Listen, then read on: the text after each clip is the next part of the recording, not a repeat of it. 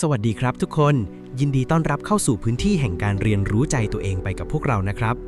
วันนี้ผมอยากจะชวนทุกคนมาคุยเรื่องที่หลายคนอาจจะเคยเจอหรือบางคนอาจจะเป็นคนคนนั้นเองซิด้วยซ้ำนั่นคือเรื่องของคนที่ดูนิ่งๆแต่จริงๆแล้วคิดเร็วมากครับสวัสดีค่ะพี่นนท์และสวัสดีคุณผู้ฟังทุกคนด้วยนะคะหัวข้อนี้น่าสนใจมากเลยค่ะเพราะบ่อยครั้งที่คนบุคลิกนิ่งๆมักจะถูกมองข้ามหรือบางทีก็ถูกเข้าใจผิดว่าเฉื่อยชา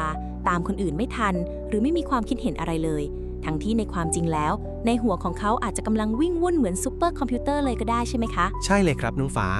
ความนิ่งไม่ใช่ความว่างเปล่าครับแต่มันคือพื้นที่ปลอดภัยของนักวางแผนครับในทางจิตวิทยาเรียกคนกลุ่มนี้ว่าผู้ที่มีทักษะการสังเกตระดับสูง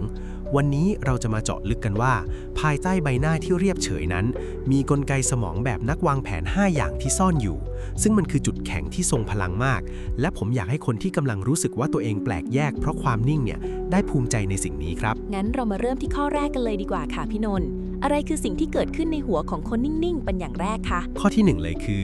การประมวลผลข้อมูลในระดับลึกครับมีงานวิจัยทางจิตวิทยาที่ศึกษาเรื่องการทำงานของสมองพบว่าคนที่บุคลิกนิ่งหรือชาว introvert ส่วนใหญ่มักจะมีเส้นทางการประมวลผลข้อมูลที่ยาวกว่าคนทั่วไปครับข้อมูลจะไม่ได้แค่ผ่านเข้ามาแล้วตอบโต้ออกไปทันที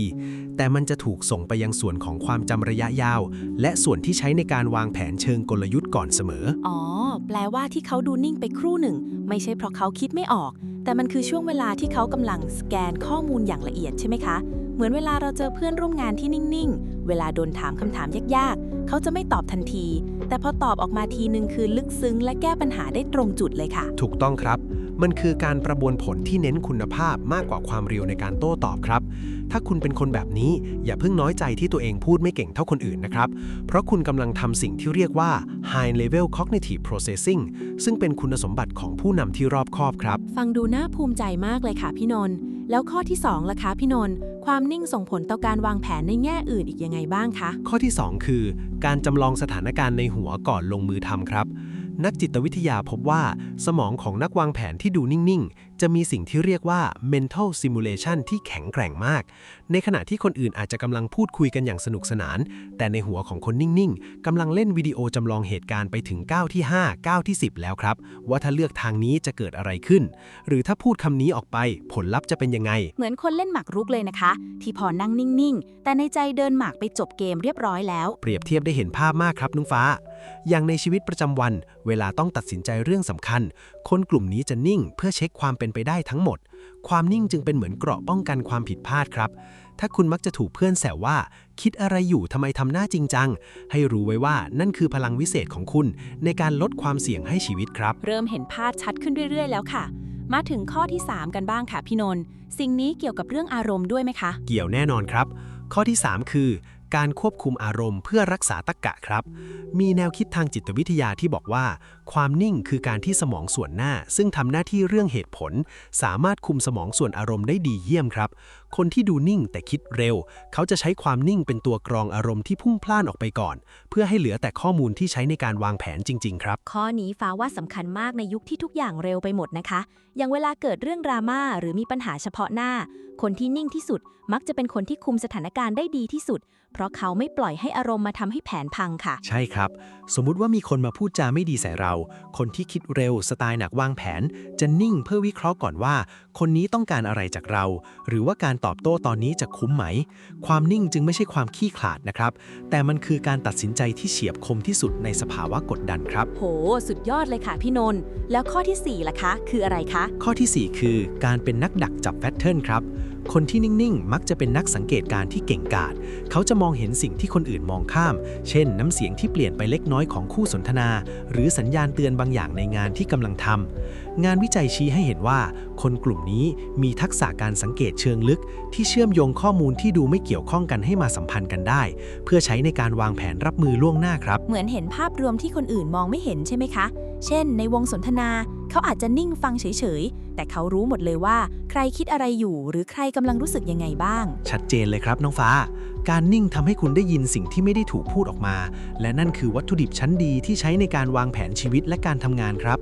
ถ้าคุณเป็นคนชอบสังเกตมากกว่าพูด ให้รู้ว่าคุณมีพรสวรรค์ของนักยุทธศาสตร์อยู่ในตัวครับ มาถึงข้อสุดท้ายแล้วค่ะพี่นนท์ข้อที่ 5 ของสมองนักวางแผนในร่องคนนิ่งๆ คืออะไรคะ ข้อสุดท้ายนี้ผมชอบมากครับ คือการสื่อสารที่เน้นผลลัพธ์สูงสุดครับ คนที่คิดเร็วแต่นิ่ง เขาจะมีความสามารถในการกลั่นกรองคำพูด หรือ selective communication ครับ เขาจะไม่พูดทุกอย่างที่คิด แต่จะเลือกพูดเฉพาะสิ่งที่ส่งผลบวกต่อแผนการที่เขาวางไว้เท่านั้นครับ อ๋อมิหนาล่ะคะ หลายครั้งที่คนกลุ่มนี้พูดออกมาทีไร ทุกคนต้องหยุดฟัง เพราะคำพูดของเขามันถูกคัดมาแล้วว่าทรงพลังและมีน้ำหนักจริงๆค่ะ ใช่เลยครับ ในทางจิตวิทยาการสื่อสาร การรู้จักเงียบคืออำนาจอย่างหนึ่งครับ มันทำให้คำพูดของคุณมีมูลค่าสูงขึ้น และทำให้แผนการที่คุณวางไว้ถูกสื่อสารออกไปอย่างมีประสิทธิภาพที่สุด ไม่สูญเสียพลังงานไปกับคำพูดที่ไม่จำเป็นครับ วันนี้ได้แง่คิดดีๆ เยอะมากเลยค่ะพี่นนท์จากที่เคยมองว่าความนิ่งเป็นแค่บุคลิกหนึ่ง แต่พอได้ฟังแบบนี้แล้ว รู้สึกเลยว่าความนิ่งคือคุมทรัพย์ของสติปัญญาและการวางแผนจริงๆค่ะ ใช่ครับน้องฟ้า